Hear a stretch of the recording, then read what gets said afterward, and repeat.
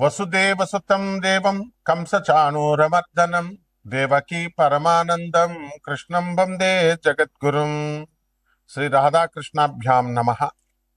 హ్రీంకారాసనగద్భితా నలసికాం సౌహక్లీం కళాంభిప్రతీం సౌవర్ణాంబరధారిణీం వరసుధాధౌతాం త్రినేత్రోజ్వలాం వందే పుస్తకపాశమంకుశధరాం స్రగ్భూషితాముజ్వలాం త్వాం గౌరీం త్రిపురాం పరాత్పరకలాం శ్రీచక్ర సంచారిణీం.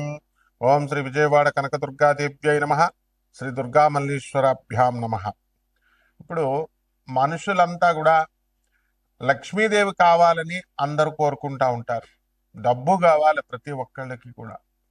ధనమూలం ఇదం జగత్ అన్నారు. డబ్బులు లేకపోతే అడుగు తీసి అడుగు ముందుకు వేయలేము. ఆర్టీసీ బస్ ఎక్కాలన్నా ట్రైన్ ఎక్కాలన్నా డబ్బులు లేదే కుదరదు. పాల బిల్లు, కరెంటు బిల్లు, రోడ్డు మీద నడవడానికి ట్యాక్స్, ఇంట్లో ఉండడానికి ప్రాపర్టీ ట్యాక్స్, ఇలా ఏది చూసినా సరే డబ్బులతోనే ముడిపడి ఉంది. ఆఖరికి భార్యను పెళ్లి చేసుకునేటప్పుడు కట్నాలు ఇచ్చి చేసుకోవాల్సి వస్తుంది. కట్నాలు తీసుకుంటున్నారా లేదా? మరి ఉదారంగా భార్యలు పాపం వాళ్ళకి ఏదో ఫేవర్ చేసినట్టు మగవాళ్ళు బిల్డప్ ఇవ్వకూడదు. కట్నాలు తీసుకుంటున్నారు. కాబట్టి అడుగునా కూడా ఇంకా న్యాచురల్ ప్రేమ ఎక్కడ ఉంది కట్నం తీసుకున్నప్పుడు? కాబట్టి ఈ విధంగా ప్రతి సంఘటనలో బిడ్డలు కూడా వాళ్ళ చదువుల కోసం బిడ్డల తల్లిదండ్రుల దగ్గర వాళ్ళు వింటూ ఉంటారు. ఆ తర్వాత ఇంటర్ డిగ్రీ అయిపోయిన తర్వాత అప్పుడు చూడండి, ఇంటర్ పెళ్ళైన తర్వాత మిమ్మల్ని చూస్తారా లేదా, ఓల్డేజ్ హోముల్లో నిర్దాక్షిణ్యంగా జాయిన్ చేసేసేటటువంటి వాళ్ళ ఎక్కువ మంది అయిపోయారు. సో దీన్ని బట్టి మనకేం కావాలండి? ధనం కావాలి. ధనం కావాలంటే అదృష్టం పట్టాలి. అదృష్టం పట్టాలంటే మన కర్మలు కరెక్ట్గా ఉండాలి. బుద్ధి కర్మానుసారిని పూర్వజన్మ కర్మలను బట్టే మనకు సంపదిస్తుంది. అందువల్ల నేను మీకు ఒక 5 లక్షణాలు చెప్తాను డబ్బు వచ్చేటటువంటి విధానంలో. లక్ష్మీదేవి మనకి కర్మలను బట్టే ఇస్తుంది. కానీ జగద్గురువైనటువంటి శ్రీకృష్ణ పరమాత్మల వారు కుచేలుణ్ణి ఎలాగా, అతను గర్భ దరిద్రుడు, రాధాదేవి శాపానికి గురైనటువంటి వ్యక్తి, వాడు రాధాదేవికి శాపం పెట్టడం ఏంటి? మనల్ని ఉద్ధరించడం కోసం సుధాముడు శ్రీకృష్ణ పరమాత్మ పుట్టాలి కాబట్టి రాధాదేవికి శాపం పెట్టేలాగా శ్రీకృష్ణ పరమాత్మ చేయించాడు లీల. ఎందువలన భూమి మీదకి మనము పరమాత్మ రావాలి, మనుషులను ఉద్ధరించాలని. లేకపోతే మనకు బృందావనంలో కృష్ణుడు రాధమ్మ దొరికేవాళ్లే కాదు, ఎప్పుడు దేవలోకంలోనే ఉంటారు వాళ్ళు, గోలోకంలోనే. మనం గోలోకం వెళ్ళలేం, కృష్ణ పరమాత్మను చూడలేం, అలాగే రాధమ్మతో మనం చూడలేం. అసలు అది లైఫ్లో జరిగే పని కాదు. అటువంటి పరమాత్మ, కరుణామయుడైనటువంటి శ్రీకృష్ణ పరమాత్మ మానవులకు కూడా మనం ఉద్ధరించాలి అని రాముడి రూపంలో, కృష్ణుడి రూపంలో మనకు భూమి మీదకి వస్తే హాయిగా మన భూమిని మీద కాలు పెట్టారు, మనతో జీవించారని మనం గర్వపడకుండా రాముడి మనిషేనండి, కృష్ణుడి మనిషేనండి, రాముడి దేవుడా, కృష్ణుడి దేవుడా అని బుద్ధి లేని ప్రేలాపనలు చేసే వాళ్ళ ఇంటికి అసలు లక్ష్మీదేవి రాదు. శాశ్వతంగా 7 తరాలు కాదు, వాళ్ళు కటిక దరిద్రులై రాముణ్ణి కృష్ణుణ్ణి ఎవరైనా కనుక మనిషిగా కనుక చూసి విమర్శించేటటువంటి వాళ్ళకి కనీసం లక్ష్మీదేవి ఎప్పుడు కూడా రాదు. ఇప్పుడు మీ ఇంట్లో మీ అమ్మని అడగండి, మీ నాన్నని మీరు తిట్టండి చూద్దాం. ఎవరైనా బయట వాళ్ళు వచ్చి భర్తను తిడితే భార్య ఊరుకుంటుందేమో? ఎట్టి పరిస్థితులు ఇవ్వదు. కాబట్టి మీరేమో రాముని మనిషి అనొచ్చు, కృష్ణుని మనిషి అనొచ్చు, రాముల దేవుడు కాదండి సొల్లు కబుర్లు చెప్పేయచ్చు మీరు, కానీ లక్ష్మీదేవి మాత్రం మీకు డబ్బులు ఇచ్చేయాలి. తర్వాత ఈ మహాలక్ష్మీదేవి క్రియాశక్తి స్వరూపిణి. పని చేయకుండా సోఫాల్లో పడుకొని, పని చేయకుండా దుప్పటి కప్పుకొని పడుకునేటటువంటి వాళ్ళకి లక్ష్మీదేవి ఎందుకు వస్తుంది? రెండో రకం, పూజలు చేస్తూ కూర్చుంటూ లక్ష్మీదేవి వచ్చేయాలా? మూర్ఖపు ఛాందస్తాలు ఉన్నటువంటి వాళ్ళ దగ్గరికి రాదు. ఛాదస్థం అనేది నెగిటివ్ ఎనర్జీ, మిమ్మల్ని అడుగు తీసి అడుగు ముందుకు వెళ్ళనివ్వదు. మీరు ప్రపంచంలో ఏ పంతులు గారినైనా తీసుకోండి, ఏ సిద్ధాంతినైనా తీసుకోండి, ఒక్క నన్ను తప్ప. మనం పాజిటివ్ చెప్తాం, పదవండి అమ్మ చేయండి అని. ఎవడైనా సరే చూడండి నెగిటివ్. ఇప్పుడు ఈరోజు చేయకూడదు, అమావాస్య అసలు చేయకూడదు. వాళ్ళ కొడుక్కి నేను గవర్నమెంట్ జాబ్ ఇప్పిస్తాను అమావాస్య రోజున, వాడు ఆపుతాడేమో చూడండి మీరు. వాడేమో మీకు అందరికీ అమావాస్య పనికిరాదు, బయటకు వెళ్ళకూడదు అంటాడు. మేము గవర్నమెంట్ ఇంటర్వ్యూ పెడతాం ఆ రోజు, ఐఏఎస్ ఇంటర్వ్యూ పెడితే పంతులు గారు తన కొడుకుని పంపడా? ఒకటే చెప్పండి. పంపిస్తాడు. అంటే అప్పుడు అతనికి అన్వయించబడవు.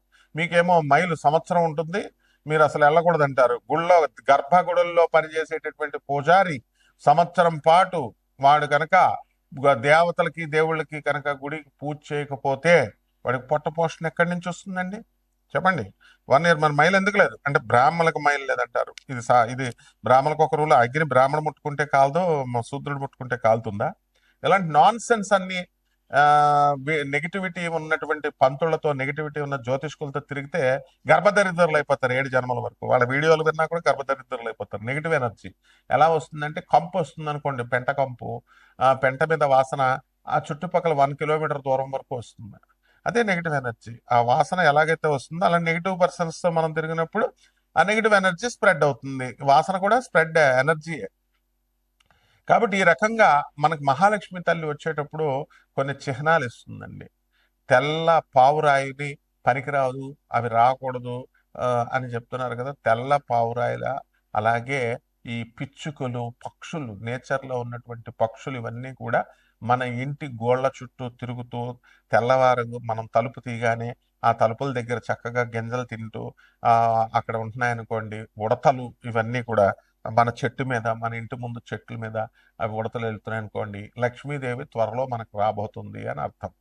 రెండవది, తేనెటీగలు, అంటే చిన్నటి తేనెటీగలు కనుక మనకి పట్టినట్లయితే మన ఇంట్లో ఖచ్చితంగా మహాలక్ష్మీదేవి రాబోతుంది అని అర్థం. మకర రాశి, ఈ మకర రాశి వారికి అందరికీ కూడా మీకు పాములు కళ్ళలోకి వస్తాయి. పాములు కళ్ళలోకి కాదు, నిజంగానే ఇంటికి పాములు జర్రులు వస్తాయి. అప్పుడు వచ్చినప్పుడు మాత్రమే మీకు మహాలక్ష్మి తల్లి యొక్క అనుగ్రహం కలిగింది అని సింబల్ అనమాట. అలాగే గోవులు కూడా అనేక రకాలైన ఆవులు ఉన్నాయి, అనేక చోట్ల తిరుగుతూ ఉంటాయి. అయితే ఈ ఆవులు ఈసారి మీ ఇంటి దగ్గరకు వచ్చి ఉండడం అనేటటువంటివి జరిగితే మీరు మేత పెట్టమని నిలబడతాయి. ఇది మహాలక్ష్మి తల్లి మీకు వచ్చిందని సింబల్ అనమాట. కాబట్టి ఈ రాశి వారికి అందరికీ కూడా మనం ఏం చేయాలండి?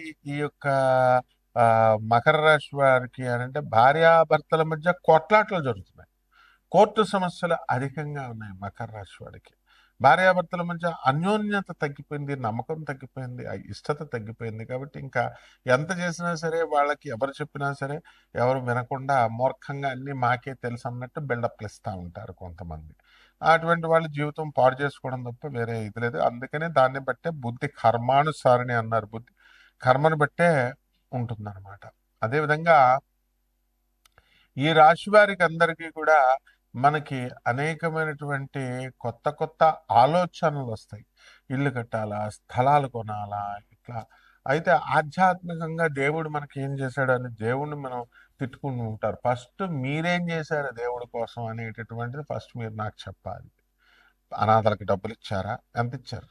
10 రూపాయలు, 5 రూపాయలు కాదు. అనాథలకు ఇచ్చారా? లేకపోతే సాధువులకు ఇచ్చారా? దాన ధర్మాలు పేదవారికి చేశారా? వికలాంగులకు చేశారా? ఇవన్నీ కూడా చూస్తాం. లక్ష్మీదేవి ఇచ్చేటప్పుడు అన్ని పరిగణలోకి తీసుకుంటుంది. కాబట్టి ఈ మహాలక్ష్మి తల్లి యొక్క దీనివల్ల కొత్త కోడళ్ళు మీకు రావడానికి అవకాశాలు ఉన్నాయి. అలాగే కోడళ్ళుకి చాలామంది, మీరు లివింగ్ ఇన్ రిలేషన్స్లో ఉన్నటువంటి మీ పిల్లల్ని మీరు యాక్సెప్ట్ చేయడము, వాళ్ళు చక్కగా కొంతకాలం ఉండడము, ఆ తర్వాత మీరు కోడళ్ళు కలిసి చక్కగా సినిమాలు, షికార్లు, తీర్థయాత్రలు ఇవన్నీ వెళ్ళడం, ఇవన్నీ కూడా బాగుంటాయి. ఆ తర్వాత మళ్ళీ మీరంతా కూడా డిసప్పేర్ అవ్వడము ఇలా జరుగుతాయి. శ్రద్ధ అనేటటువంటిది లేదు.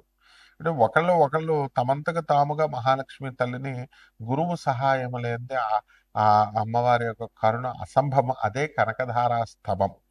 సుఖ మన యొక్క జగద్గురువైనటువంటి ఆదిశంకరాచార్యుల వారు ప్రార్థిస్తే మాత్రమే ఆ కనకరాశుల్ని, ఆ ఉసిరికాయల్ని, బంగారపు ఉసిరికాయల్ని కురిపించింది అమ్మవారు.